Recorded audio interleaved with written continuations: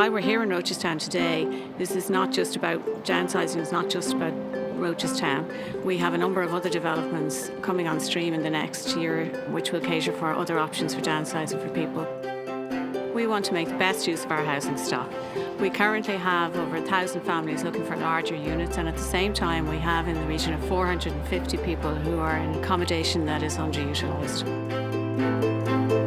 There are a number of people who are living in larger properties that maybe don't need those larger properties anymore.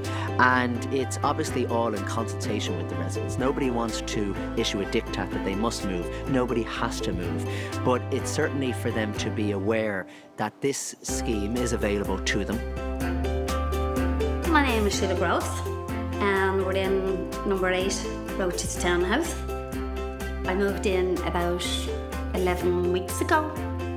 Well, my first impression, obviously, I think was that I was scared. And then I think as I got a little bit more used to the idea, it was, I suppose, less frightening. Everybody, I think, is honestly afraid of change. We all get used to where we are, and that can be with anything.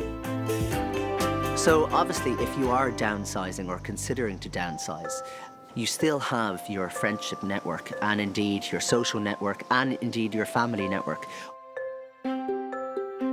This doesn't mean that downsizing, that your life is over. As a matter of fact, I've actually found in this community that your life can actually begin at any age, if you know what I mean.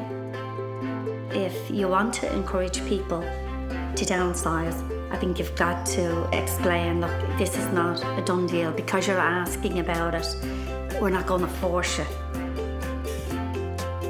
Well, for anybody who is considering downsizing, they should first and foremost maybe make an appointment with the housing department of the local authority.